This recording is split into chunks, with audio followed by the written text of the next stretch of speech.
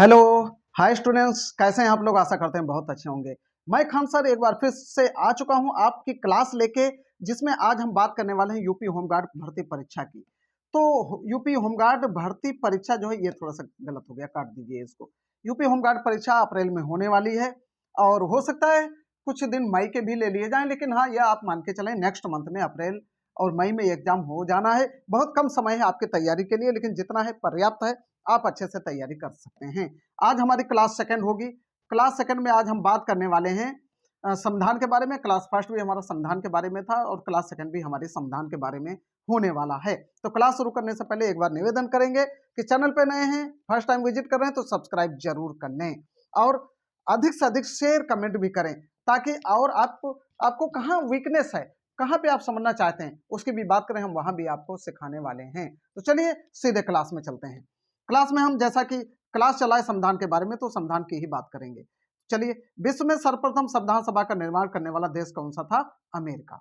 ठीक है, समझते चलिए। संविधान सभा शब्द का प्रयोग सर्वप्रथम ब्रिटेन के विद्वान हेनरी मैन के द्वारा किया गया था। देखिए, यहां भी क्वेश्चन बन रहा है, यहां भी बन रहा है। विद्वान सर्वप्रथम जो है ब्रिटेन के विद्वान हेनरी मैन के द्वारा संविधान सभा शब्द का प्रयोग किया गया था। ठीक है, चलो। भारत में सर्वप्रथम 1895 में बाल गंगाधर तिलक के द्वारा स्वराज बिल के माध्यम से स्वराज बिल के माध्यम से अप्रत्यक्ष रूप से संविधान सभा की मांग की गई थी। किसके द्वारा की गई? बाल गंगाधर तिलक के द्वारा। किसके माध्यम से? स्वराज बिल के माध्यम से। कब की गई? 1895 ईस्वी में। देखिए, एक लाइन में 3 क्वेश्चन आपके तैयार हो रहे हैं। ठीक, चलो आगे बढ़ते हैं। आप स्क्रीनशॉट ले सकते हैं या कॉपी रख के आप नोट करते चलिए। रोक रोक के वीडियो पूरा जरूर देखें, अधूरा मत छोड़ें। ब्रिटिश भारत में सर्वप्रथम कैबिनेट मिशन के द्वारा संविधान सभा की मांग को जुलाई 1946 में स्वीकार किया गया। ठीक है, अब देखिए प्रथम तिथियां और उनकी बैठकें कब हुई, कैसे क्या हुई, ये हम बात करने वाले हैं। प्रथम बैठक हुई 9 दिसंबर 1946 को। अस्थायी अध्यक्ष कौन बनाए गए? डॉक्टर सच्चिदानंद सिन्हा। देखिए, एक क्वेश्चन ये बनना है यहाँ पे, एक ये बनना है, आप समझते रहिए। दूसरी बैठक 11 दिसंबर 1946 को की गई।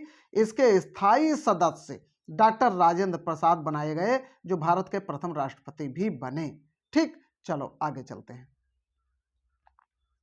हाँ, अब आगे हम बात करेंगे राष्ट्रध्वज।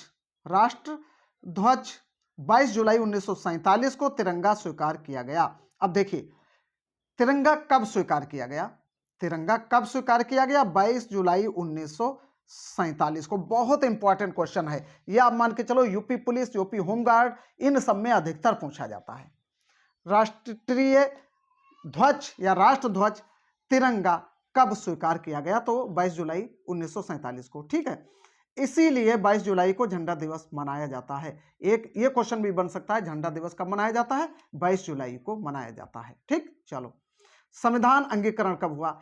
26 नवंबर 1949 और 26 नवंबर 1949, अच्छा डबल हो गया, 26 नवंबर 1949 को संविधान सभा के द्वारा संविधान के 16 महत्वपूर्ण अनुच्छेदों, जैसे नागरिकता, नए राज्यों का निर्माण एवं राष्ट्रीय आपात आदि को लागू कर दिया गया। इसी दिन संविधान को अंगीकार कर लिया गया।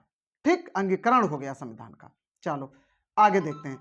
राजभाषा 14 सितंबर 1949 को। देखिए, यहां से एक क्वेश्चन आपको निकल कर आ रहा है, बहुत इंपॉर्टेंट क्वेश्चन। क्या है? हिंदी दिवस। 14 दिसंबर 1949 को संविधान सभा के द्वारा हिंदी को राजभाषा स्वीकार किया गया। इसीलिए 14 दिसंबर को हिंदी दिवस मनाया जाता है। ठीक, 2 क्वेश्चन यहां भी बन गए। हिंदी दिवस कब मनाया जाता है? 14 सितंबर को मनाया जाता है। और इसको, हिंदी भाषा को राजभाषा कब स्वीकार किया गया? 14 सितंबर 1949 को। ठीक है, 10 दिवस 10 जनवरी विश्व हिंदी दिवस हो, तो उसी का है। चलो आगे बढ़ते हैं। अब थोड़ा सा हम बात करेंगे राष्ट्रगान और राष्ट्रगीत के बारे में। राष्ट्रगान और राष्ट्रगीत के बारे में बात करेंगे। देखिए, बहुत इंपॉर्टेंट क्वेश्चन यहां से भी बनने वाले हैं। विषय राष्ट्रगान। सबसे पहले राष्ट्रगान, जनगण मन, आप सब लोग जानते हैं जनगण मन अधिनायक जय है, ये राष्ट्रगीत है। क्या है? राष्ट्रगीत है, नहीं राष्ट्रगान, सॉरी राष्ट्रगान। और राष्ट्रगीत क्या है? वंदे मातरम है। अब यहां से दो क्वेश्चन निकल के आए, राष्ट्रगान क्या है, जनगण मन, और राष्ट्रगीत क्या है, वंदे मातरम। ठीक, स्वीकारा कब गया, 24 जनवरी 1950 को, 24 जनवरी 1950। मतलब ये दोनों राष्ट्रगान और राष्ट्रगीत दोनों एक ही दिन 24 जनवरी 1950 को स्वीकार कर लिया गया।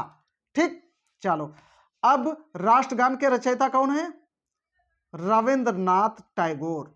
रविंद्रनाथ टैगोर, थोड़ा लिखने में टाइपिंग में मिस्टेक हुई है, समझ लेना आप, हम बताते हैं, हमारी बातों पे ध्यान दीजिए आप।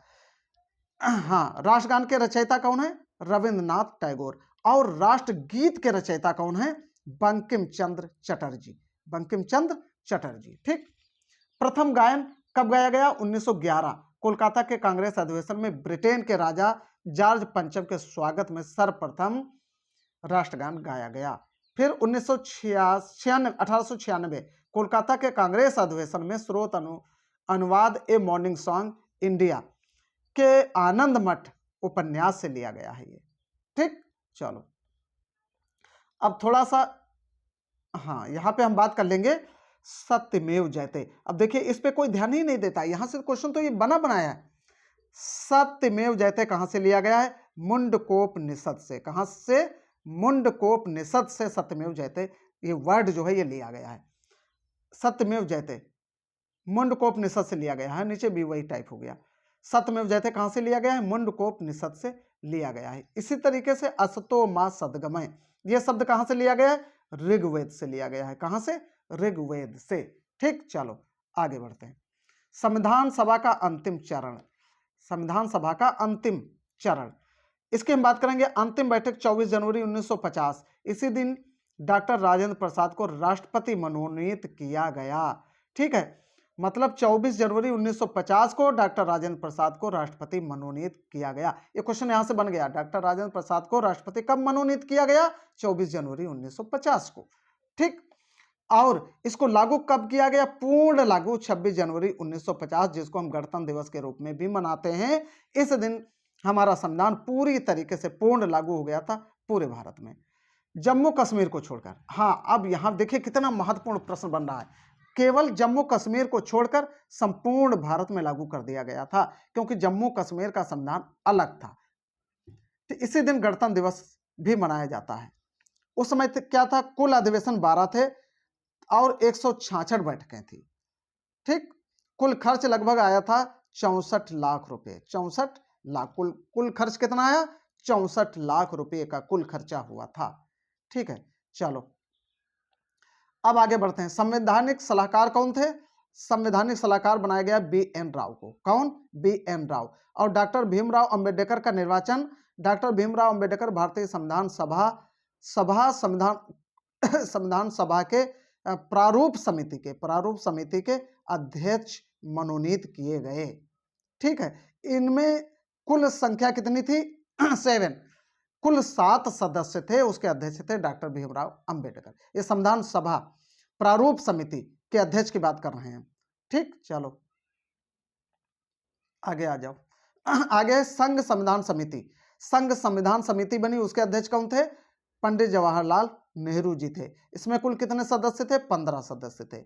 इसके बाद कार्य संचालन समिति के अध्यक्ष डॉक्टर राजेंद्र प्रसाद थे, इसमें केवल 3 ही सदस्य थे। इसके बाद ये देखिए सारे क्वेश्चन बन रहे हैं।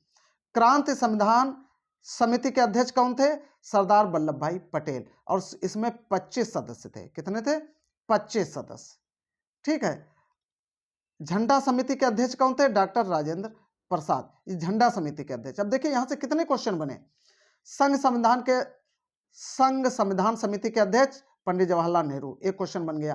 कार्य संचालन समिति के अध्यक्ष डॉक्टर राजेंद्र प्रसाद, 2 क्वेश्चन हो गए। क्रांति संविधान समिति के अध्यक्ष सरदार वल्लभ भाई पटेल, 3 क्वेश्चन हो गए। झंडा दिवस समिति के अध्यक्ष डॉक्टर राजेंद्र प्रसाद, 4 क्वेश्चन यहां से बन गए। चलो आगे बढ़ते हैं। यहां आ जाइए, यहां पे हम बात करेंगे मौलिक अधिकार एवं अल्पसंख्यक समिति अध्यक्ष। मौलिक अधिकार और अल्पसंख्यक समिति के अध्यक्ष किसको बनाया गया, सरदार वल्लभ भाई पटेल। लौह पुरुष इनको कहा जाता था। यहां से एक क्वेश्चन और बन रहा है, इनको लौह पुरुष भी कहा जाता था। क्या कहा जाता था, लौह पुरुष सरदार वल्लभ भाई पटेल को। और इनकी सबसे बड़ी समिति थी ये, और इसमें 54 सदस्य थे। ठीक है, कितने सदस्य थे? 54। अब आ जाओ, संविधान शक्ति समिति के अध्यक्ष कौन थे? पंडित जवाहरलाल नेहरू। संविधान शक्ति समिति के अध्यक्ष पंडित जवाहरलाल नेहरू को बनाया गया। ठीक, तो ये समझ में आ गया आपको। अब यहीं पे क्लास खत्म कर देंगे, क्योंकि वीडियो लंबा ना हो और आप अच्छे से समझ सकें। तो चलिए नेक्स्ट क्लास में हम फिर एक बार आपसे रूबरू होंगे। आप इसको एक बार 2 बार जरूर देख लें और मेन चीजें स्क्रीनशॉट लें और नोट करके रखें।